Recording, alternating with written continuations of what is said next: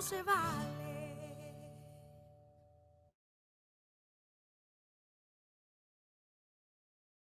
Okay, well, hello everyone and welcome. Thank you to those who are joining in. Tonight, we will be presenting on illegal lockouts and how you should react as a tenant. And to present, we have Michelle McGinnis, who was an amazing tenant attorney at Collins, Dopkin, and Miller LLP. Michelle has partnered with us on previous sessions, and we are so glad to have her here with us tonight. I just would like to mention that all questions can be asked in the Q&A box and will be answered throughout the webinar. And I will now, and also we do have interpretation available for our Spanish listeners. So if you can click on the globe at the bottom of your screen and select your appropriate listening language. And yes, I will let Michelle introduce herself and let her begin her presentation. Hello, folks. Good evening. As Jakari said, my name is Michelle McGinnis. I'm an attorney with the law firm of Collins, Dopkin, and Miller.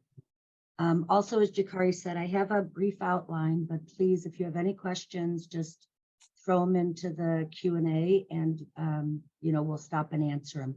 I understand there's not so many people on here today, so please feel free to, ask whatever questions might be relevant to you. So generally speaking, in New York, it's unlawful for a landlord to employ self-help, meaning for a landlord to evict a tenant without a court order.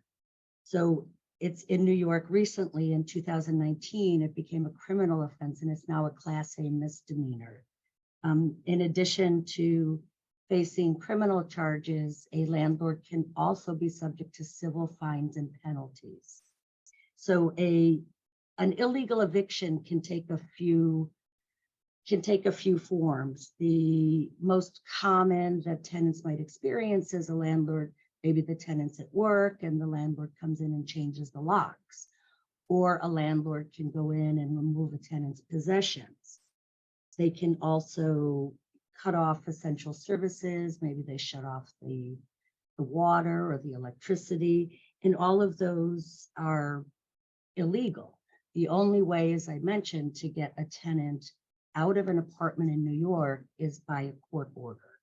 And then a marshal has to come and actually do the eviction. So if you are in a situation where you come home and say there's no more door on your apartment, or your possessions are gone, or you're locked out, the very first thing you should do is call the police.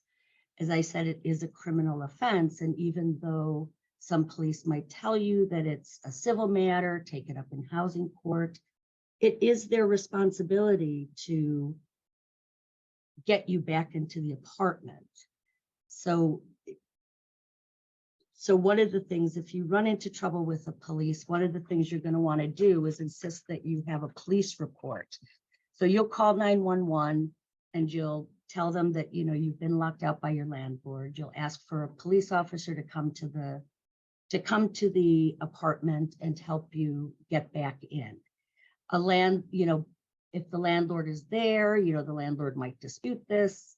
It's always good generally to, if you can, to have some kind of evidence that you live there. Maybe that's a driver's license, maybe that's a copy, it's really good to have a digital copy of your lease, or even a Con Ed bill, something that shows that you actually belong in that apartment.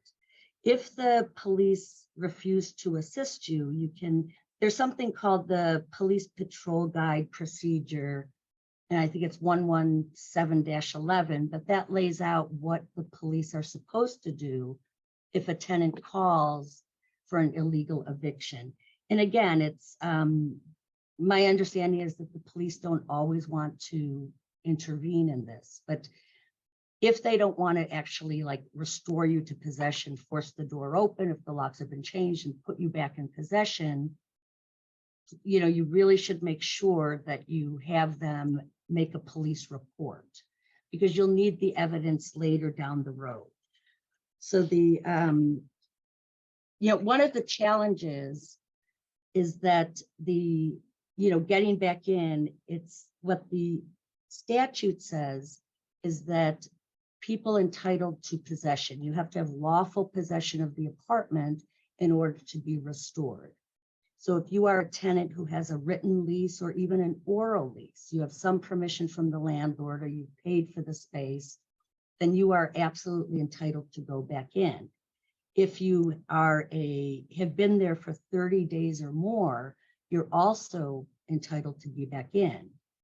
It can be challenging sometimes. I understand courts don't always, if you are locked out, let's say you're a subletter and you get unlawfully locked out because the landlord said, oh, the tenant's not here, this person shouldn't be here. If you've been there longer than 30 days, they have to go to the court to get you out. They're not supposed to just use self-help, which doesn't mean that the courts will always comply with that. Sometimes the courts, if a landlord goes in and they say, I don't know who this person is, they're a squatter, they came in without my permission, the court may not restore you to possession if they think the landlord is going to win the case. Meaning it would be futile to restore you because if the landlord files a case against you, like they should have done in the first place, they would win anyway. That can be a real problem for tenants in court. And probably the best thing to do is if you are illegally evicted and you are unable to get access is to, well, of course, the next day, immediately, as soon as practical, you're going to go to court and you're going to ask the clerk of the court in whatever borough you're in to help you file paperwork to be restored to possession. And what that does, you usually file an order to show cause, and then the judge signs it and they give you instructions on how to serve the landlord. And then usually, you get a court date, but, unfortunately, the court date could be maybe 10 days away. It could be a little bit of time. It's not always immediate. If you go to court in the morning, it's unlikely you'll be back in possession by the afternoon. So, you really want to impress upon the clerk, that this is an urgent matter. If you could be locked out and maybe you have medication inside, and you really want to be specific about why you need to have immediate access or as immediate as possible. The court won't do that though without hearing from the landlord first.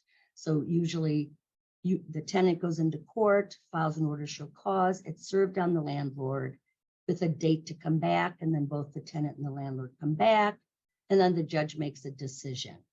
So, if you are in a situation that's complicated by anything, like you are a subletter, or even if you have an oral lease, not a written lease, and even in situations where the law says you should be restored, if there's going to potentially be a problem, you really should reach out to an attorney, of course, or even, a tenant organization such as Palant to guide you through getting back in, because the court can be intimidating, and it can be tricky, especially if the landlord, of course, is sending a lawyer there and you're a pro se tenant.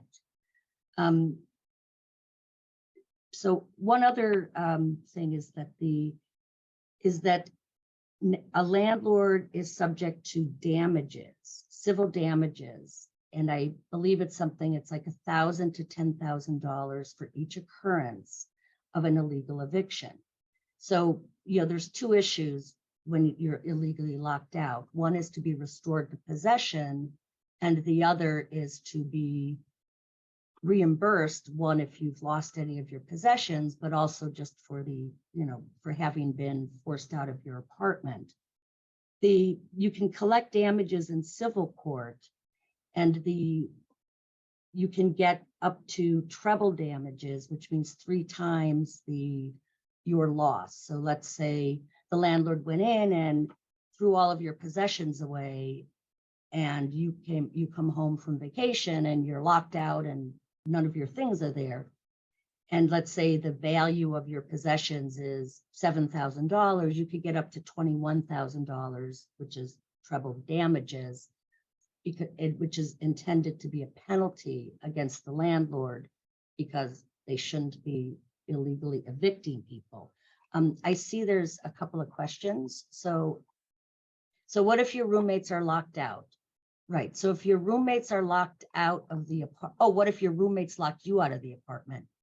So the way that works, my understanding, right? So if you are in occupancy less than 30 days, a roommate does not have to go to court. Let's say you have a visitor and your visitor is there for a week and you're like, you have to go. What you don't have to go to court and get an eviction against them in order to get them out of the apartment. But what the law says is that you cannot use force. And so force is, you physically prevent them from coming in, or you can change the locks, but if they wanted to come back in, you couldn't like push them out. If you just cannot use any force in New York, even if someone is there for less than 30 days. But if you are a roommate and your other roommate locked you out and you've been there longer than 30 days, that's an illegal lockout, and you're going to go to court and you're going to, file papers against your roommate or whoever changed the locks and locked you out. What was the other question there? Locked out, but my name is not in the lease. It's if you have any possessory right, if you are, for example, you potentially have a claim for succession, which you're saying that your mother locked out, but my name is not in the lease, but you were living with your mother who passed away, you're entitled, if you've been there longer than 30 days, you are entitled. You're not a squatter. If if you're the child of someone living there, you entered into possession legally. So the landlord cannot lock you out. If, say, somebody breaks into a vacant apartment and squats there and there's no lease, there's been no money, the landlord has no relationship with this person, then it will be difficult if the landlord illegally locked out a squatter for that squatter to go to court and be restored to possession because they had no legal right to be there to begin with. But a potential successor, even if you eventually lose a succession case, it doesn't matter. The landlord cannot lock you out because your name is not on a lease. If you have been living there for 30 days and you have a potential right to occupancy, and certainly a relative of the tenant or somebody who's able to make out a succession claim would be entitled to occupancy and cannot be locked out. Do folks have more questions?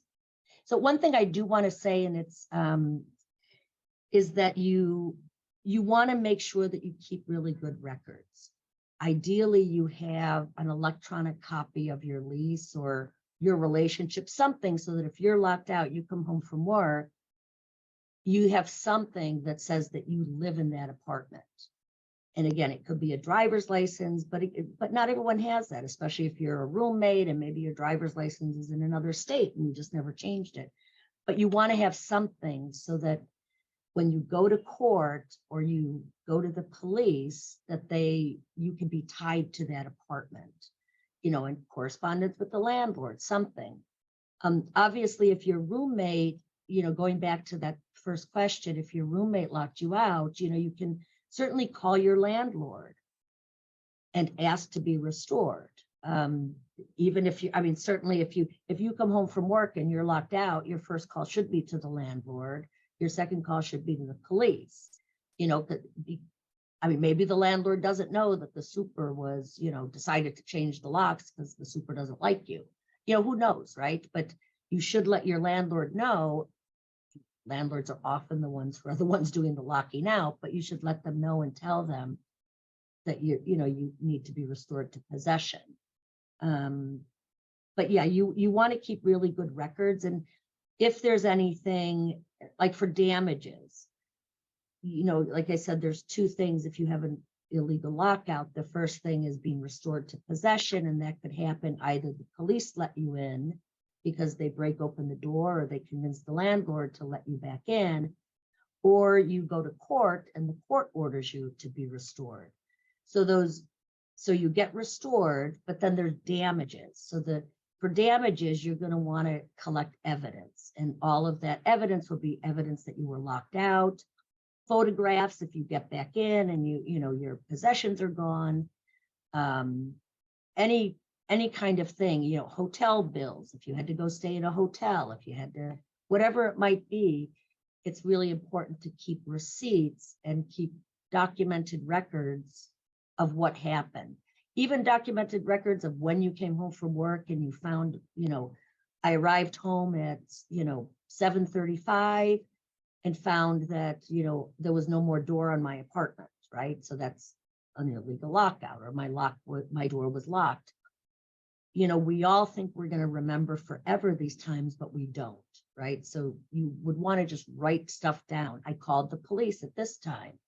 The officer told me this. The officer came, he told me to, go to housing court. He said it's a civil, whatever it is, you want to just keep a note of it, right? You might not be able to resolve a particular issue in the moment, but that doesn't mean down the road you can't resolve it or get, in the case of lost property or anything like that, that you couldn't be reimbursed. I see there's another question. So the question says, Right, if somebody, right, so renter's insurance would not, renter's insurance wouldn't be, Michelle, can I read the question so they could? oh, yes, I'm sorry. Yeah, go ahead, please. So the question was asked, it says, would I still get funded for missing furniture if I don't have renter's insurance? Right. So, yes, I mean, if a tenant loses, if a landlord goes in and gets rid of all of the tenant's possessions, the landlord can be penalized up to 3 times the value of those. It has nothing to do with renter's insurance. You wouldn't be able to get double recovery, probably, like from the landlord and from your insurance company, both. But the landlord can be billed though up to 3 times the value of an item. And absolutely, if you don't have renter's insurance, that's okay. You're not precluded from seeking damages from the landlord. That comes straight out of the landlord's pocket. Other questions? This is a very short outline, so this is I really would love some questions if folks have them. It's, go ahead, Jakari. So we have a little question, a little recap of what the things Michelle went over in the last 20 minutes. It's gonna be a little interactive with the actual attendees. So I'm gonna ask you guys to use your chat feature for this little portion that we're gonna do. I'm gonna share my screen, and we're going to basically do a little Q&A. Okay, great. So for the first question, it says, what is the first thing you should do if illegally locked out your apartment? 1, get in contact with the super. 2, call 911. 3, contact the landlord. Or 4, call 311. So if you could write in the chat, either if you pick 1, 2, 3, or 4, that would be great. So we could just see, who actually, could come up with the right answer.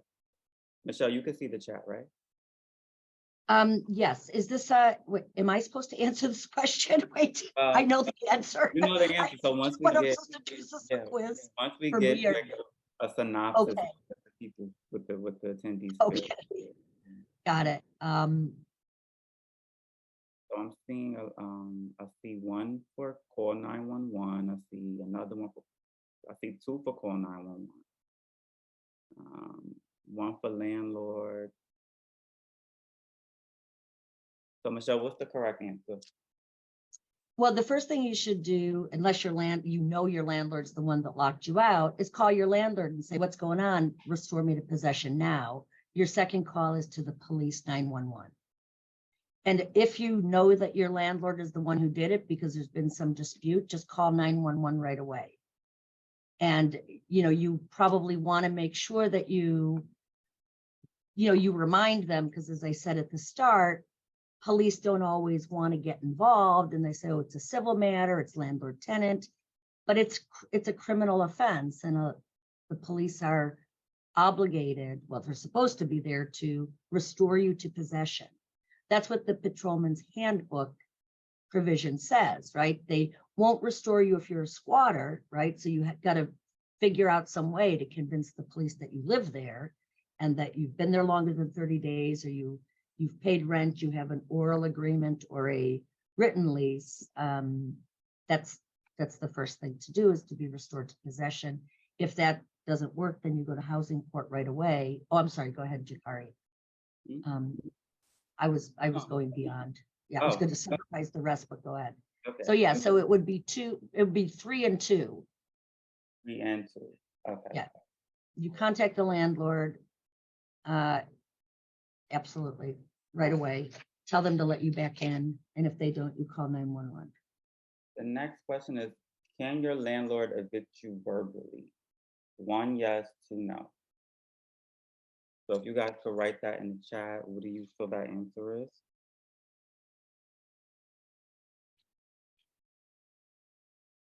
Okay, we're getting a lot of no's. Michelle? Yes. What? I'm sorry. I was reading the chat. The- No. But that answer is no. So what is the proper way to, what is the proper way to be evicted? If your landlord wants to evict you, they have to serve you with court papers telling you why they're going to evict you, tell you when they're going to evict you, when they want to evict you, and you go to court, and then you, of course, can raise defenses. And so you answer what they say, and then the landlord and tenant go to court, and then the court ultimately decides whether the tenant can be evicted or not.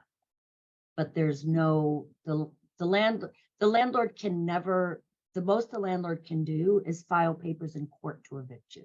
They cannot physically evict you. Doesn't matter what they say. And I do know landlords say that stuff, but it's just not true. Only a court can issue an order to evict you, and only a marshal can physically come in and change the locks in your apartment. Unless for some reason you're a squatter, you came in there without any permission of the landlord or any prior tenant who did have permission, you have no legal claim to be there. That's the only circumstance in which it may be difficult to get back into the apartment. Mm-hmm. So I'm looking at some questions here, Jakari. Yeah, we can take So, yeah. So Natasha asked about proof of furniture. So how it goes, and damage assessments on property, it's my understanding is it's not replacement value, right? So if you have a couch that's 10 years old, even without receipts, it will be judged as a particular couch that is 10 years old, and there'll be some book value for it. So it's, if you have items that are sentimental, irreplaceable, it can be very tough, right? But your receipts, if you have receipts, absolutely. But even if you have a receipt that 5 years ago you paid $1,000 for a couch, it'll be depreciated, and you will get the value of it when it was gone, when it was taken from you, not the value of buying a brand new one. Does that make sense to folks? So grandma passed away. So someone, Desiree, asked, if grandma passed away, you gave up your place of dwelling, you cared for her for 1 or more years.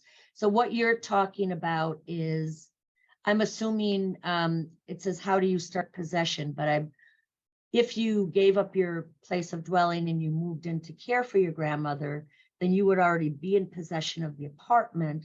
Then the issue would be succession.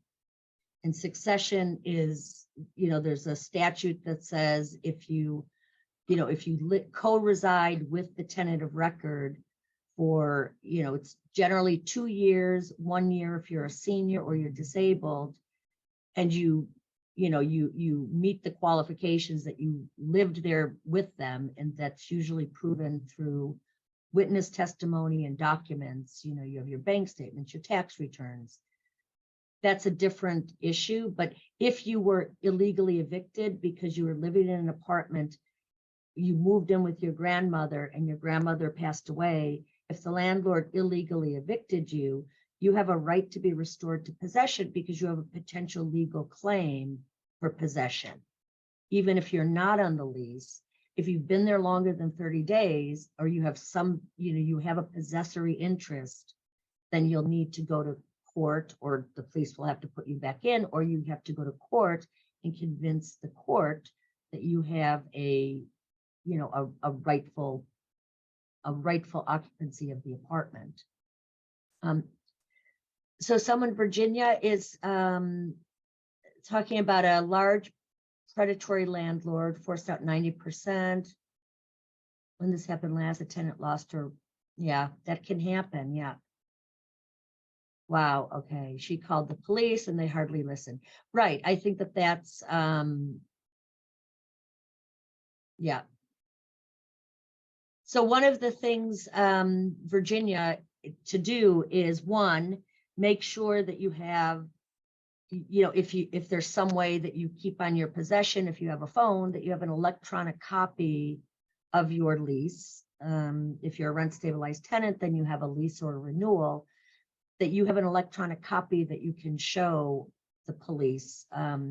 If the police, like I said, that I have heard stories from tenants where, yeah, they've called the police exactly like Virginia has said, and the police say that, look, this is a civil matter, go to court, even though they are obligated actually to restore you to possession under the law because it's a criminal offense. They could arrest the landlord, because it's a criminal offense.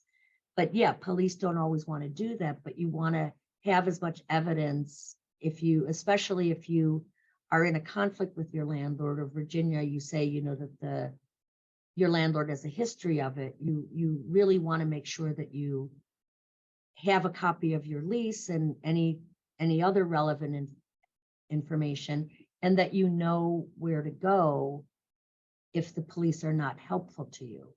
The courts now do have legal services in each courtroom, in each court house, in all 5 boroughs, there are legal services, and that can be your first stop. Certainly, it's much better. I think you're right. Pro se tenants or occupants going to court cannot always compete against an attorney representing the landlord. I've seen it happen. So it's best to have legal representation.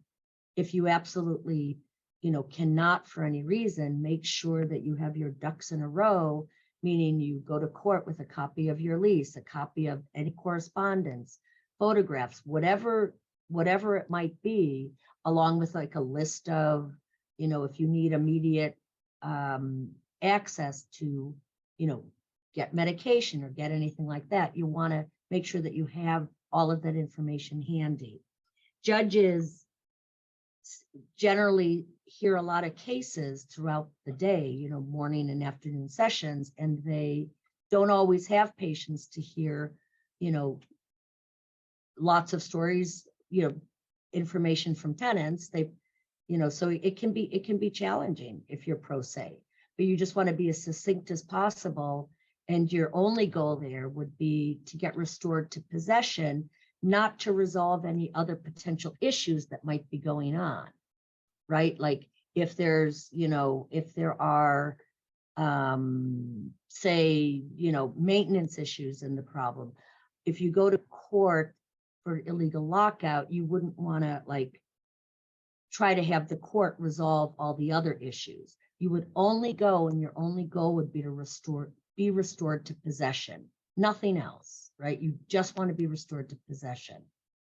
And so I don't know if that doesn't really help you, but did you answer the question about in the Q&A box, the last one with the grandma that passed away? Did you answer that? Yeah, I did. I could do it again, Desiree. No, I didn't know if you did it. Okay. Oh, okay. I did. Yeah, I did. So the police absolutely must be engaged. Yeah, I agree. Virginia, they should be, and tenants should not be. Well, I say they shouldn't be afraid of, but they, certainly should be afraid of the police at times. But saying that reminding them that it's, oh, maybe they don't know, but it's the police don't know, but it's now it's a criminal offense. It's a misdemeanor in New York. So, you have to get involved, look at the patrolman's book. I think it's like 117 something. I can't remember exactly, but there's a handbook the police have all about what they should do in a situation where there's an illegal, a tenant claims that they've been illegally evicted. And so you just want to remind the police there, but if it doesn't happen, just make sure you get the police's name, the badge number, and you could file a complaint, but you'll just run to housing court the very next day. Yeah. Yes. Okay, so the next question we have is, when fighting in tenant court, is it better to get a paid lawyer versus a legal aid? Does it depend on your circumstances? I think it depends on your circumstances. Legal services are have excellent attorneys. One of the issues is that legal services can be overwhelmed at times, especially these days. But there is a right to counsel right now. So if and being illegally evicted is a pretty serious and immediate issue. So you would want to go to legal services if you income qualify. It's entirely up to the tenant or occupant and how complicated their case is, right? If it's a clear-cut case where, you've been a tenant for 17 years and you have a renewal lease, and there's absolutely no question that you're entitled to occupancy, it's, maybe the tenant can go pro se, but, maybe not, it really depends on the judge too in the court. But if you have look, it really depends on what the tenant wants and how complicated the situation is and whether or not legal services can handle, because they do a very high volume of cases, especially now with the right to counsel. So, yeah. And I apologize, Daniel, for not reading out the questions. Yeah.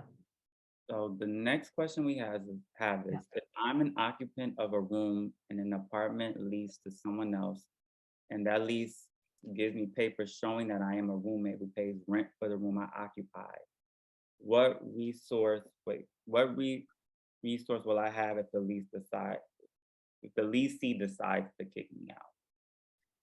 So I'm not sure I quite understand the question. So if the lessee locks you out, you're entitled, just like if you've paid rent and even if you're not on the lease, if you're a roommate and you have an agreement to pay and you've been there longer than 30 days, then a roommate or the person who has the lease still has to go to court to get you out. They need to serve you with a 30-day notice. If you're a month-to-month tenant, they have to go through the exact same as a landlord, because in that case, they're a landlord.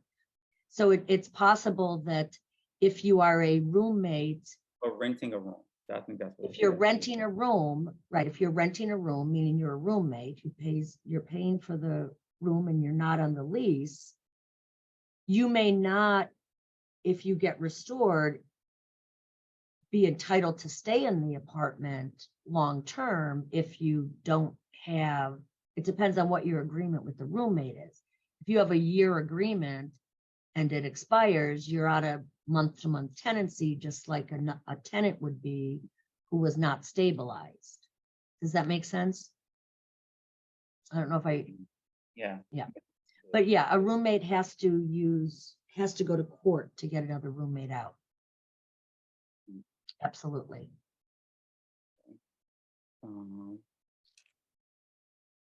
So I think I'm gonna go back to the webinar recap. Okay. So the next question is your landlord allowed to shut off heat, hot water, or like electricity if a tenant's eviction case is pending? Yes or no?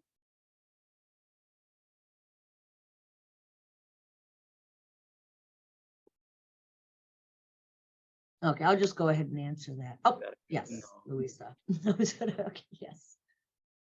So the answer is no. No, Right. no, no, no. Okay. Absolutely not. So the next question is, does a tenant still have rights to an apartment if taken to court for eviction? Yes or no?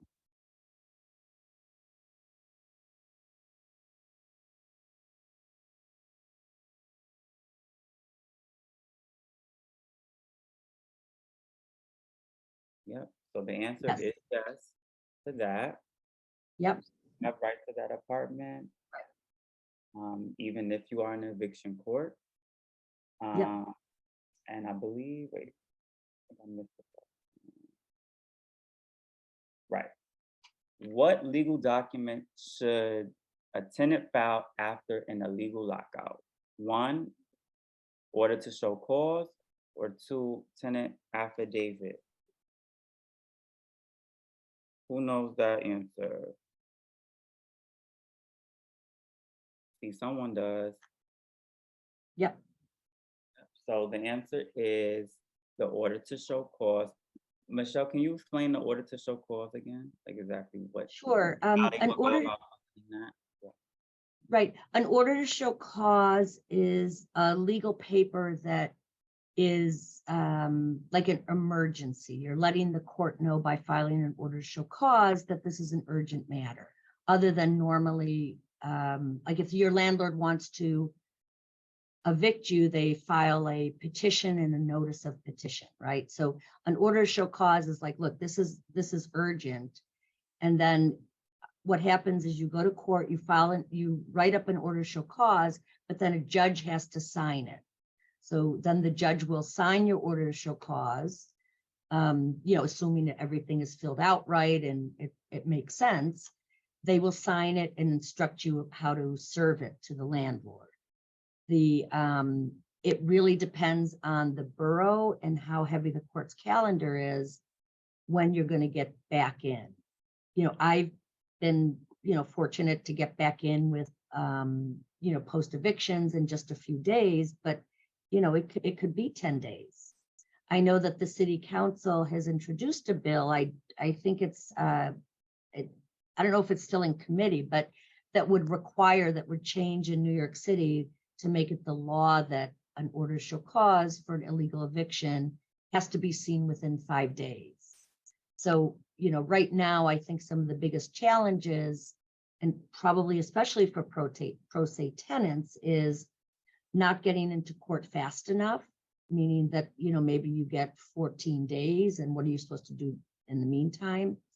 And the other is getting restored to possession if you're anything other than, a tenant with a lease, even though the law says that's not, but just convincing the court and the judge that you have a right to occupancy.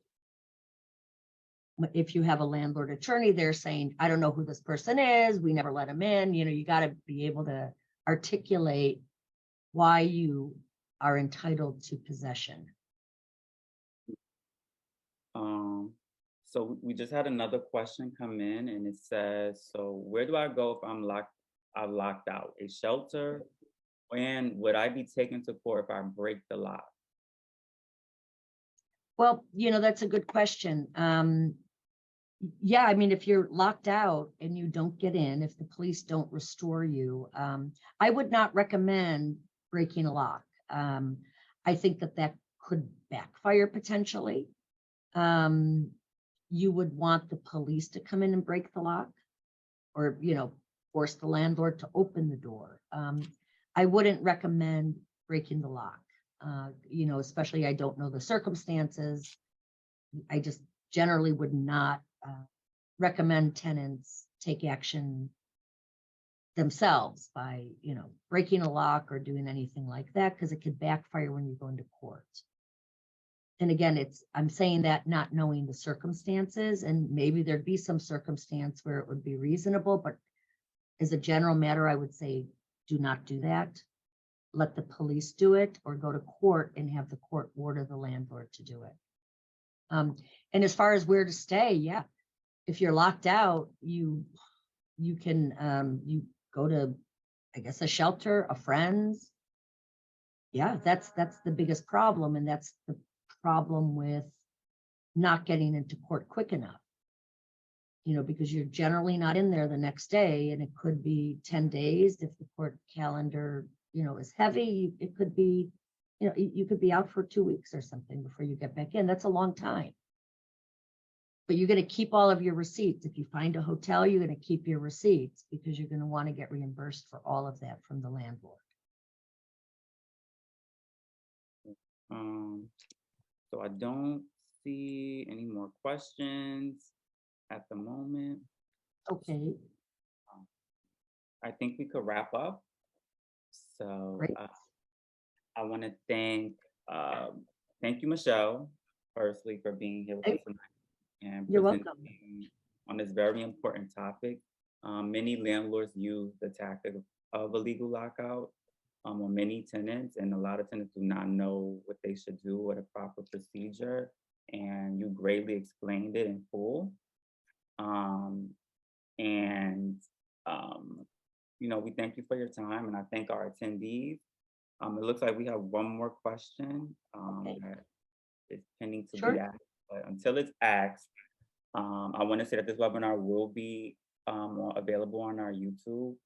So you guys will be able to replay it and watch it back and share it with, anyone who you feel like could use this information.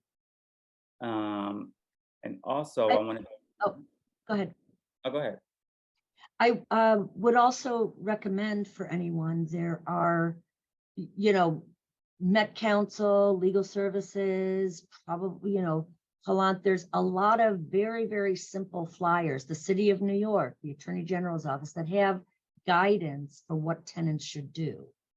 And definitely, definitely, if you get locked out, Google that, because, the City of New York has step-by-step instructions of what you should, generally speaking, you call the police, you go to housing court, and then you sue for damages, right? So those are basically the three things. You get restored to possession, and then you assess your damages and, sue if Right. it's warranted. Right. And yeah, and I think we made it clear that a landlord cannot, a landlord's word of an eviction is not, it cannot be upheld. The only way the eviction can happen is through a judge. A judge has to sign off on it. And then that's when the marshals come and then they, take That's right. possession, they lock it up, they do what they have to do. But that's the only, it has to be a full court process. You just can't, That's right.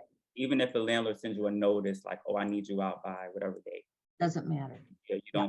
you don't adhere to that, you ignore that until you're in court, and then that's when you start doing the proper procedures and things. But Right. And that's if your landlord is, keeps threatening you with these things, there's harassment, you can go to court and file a harassment case in the HP part. But I will say that, in my experience, judges are very reluctant to, hold landlords responsible for tenant harassment. They may be like, don't do that again, but they're not, they aren't going to penalize them financially.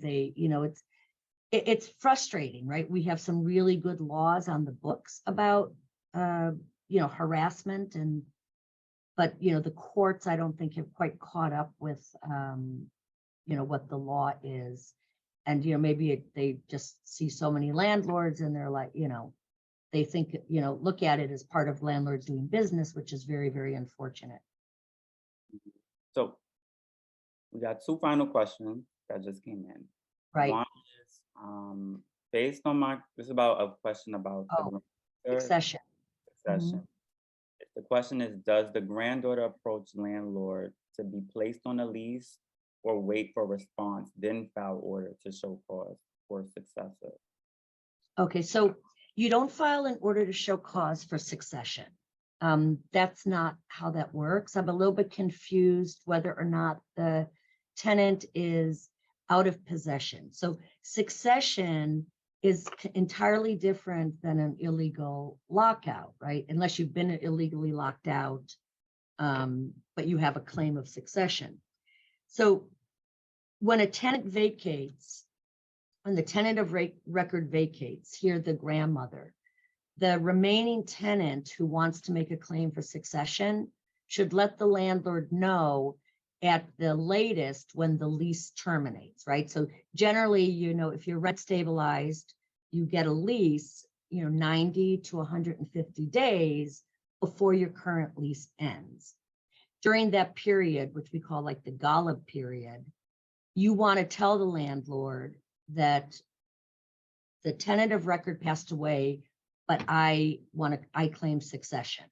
And your landlord can either accept that, ask you to prove it, or ignore you and take you to court generally when the lease ends. So, again, it's, minimum 90-day period. So generally at the end of the lease, so, the tenant will be brought to court. The landlord will bring the tenant to court, the potential successor to court. But one of the things that tenants should not do, or potential successors should not do, is sign the leases of the deceased tenant or the vacated tenant.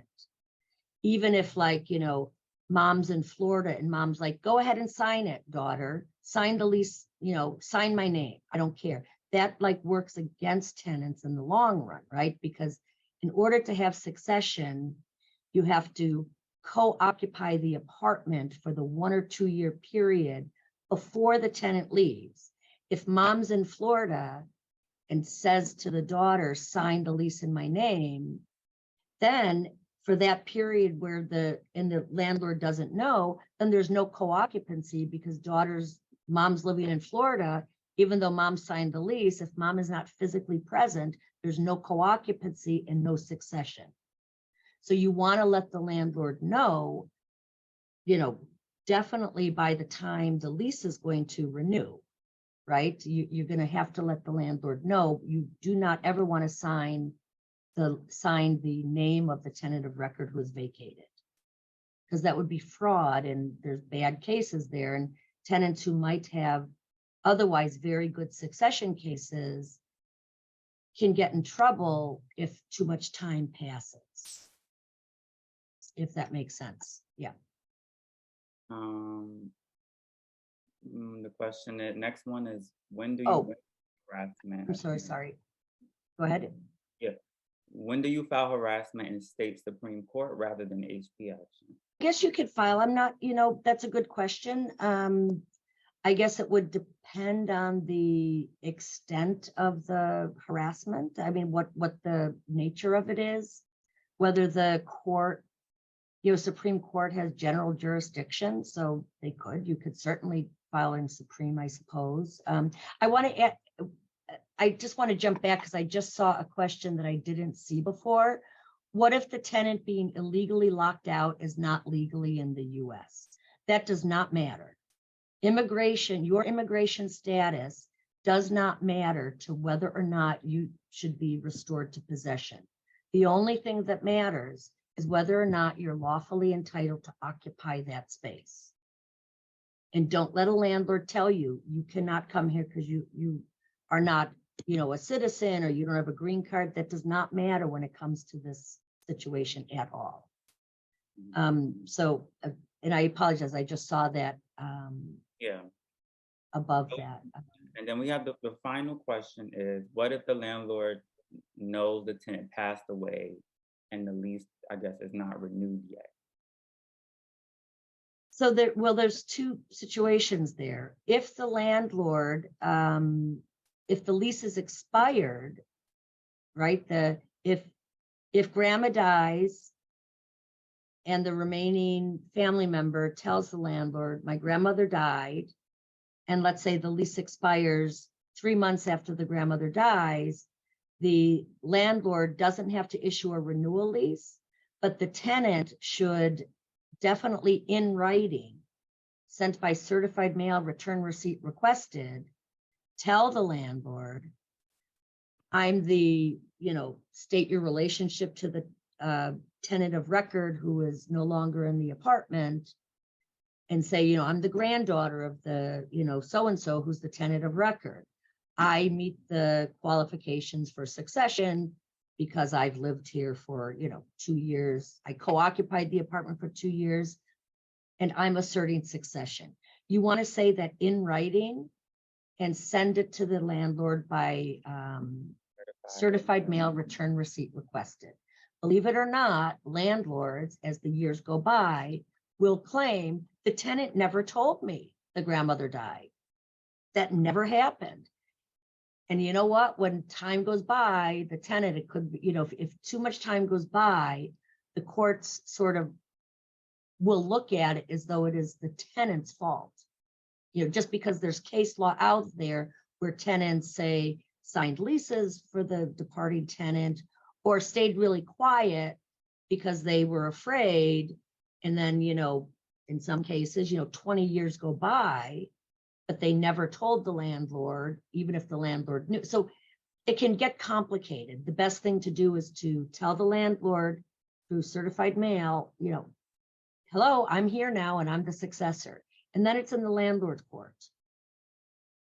There's generally the only way a tenant can file with DHCR a succession case, but we usually, do that in court. So, a landlord has to commence a case to get the tenant out. And just one other thing about that is that if a tenant is there and the tenant of record leaves and the remaining family member, let's say the landlord won't collect the rent from the tenant, but, sometimes they want to keep up as though, they're going to surprise the tenant with 2 years of unpaid rent, And I mean, there is case law about that the tenant's not liable because they never agreed to pay the rent, but it doesn't stop landlords from making threats. So, if you pay, just make sure you have a record of it. If you pay money orders, which I know some tenants do, make sure that you sign your name, not the tenant's name, because what the landlord is supposed to do if they don't want to accept you as a tenant is reject that payment and take you to court. And then in the context of court, you can make agreements to pay use and occupancy and anything else. Yeah. Okay. So thank you. So I think that will end off the questions for tonight. Thank you, Michelle, again. For those who have further questions or want further assistance, you can contact Palante 212. I want to give you our number. It's 212-491-2541. And we're willing to assist anyone, especially the person who was explaining their succession rights issue. We definitely can help you with that. So feel free to contact us. And also, you can contact Michelle and her. I'm gonna just put I'm putting our website there, which has our phone number and my email and everything. Feel free to, check it and reach out if you have a follow-up question. Yes, so I want to thank everyone. I want to thank our attendees for being so interactive tonight and actually making this a conversation. And everyone was engaged. So I definitely appreciate you all. And I appreciate Michelle. And also I appreciate our interpreter, Daniel, who's been in the background interpreting the whole webinar. We are thankful for him as well. And I hope everyone has a good night. And I will see you all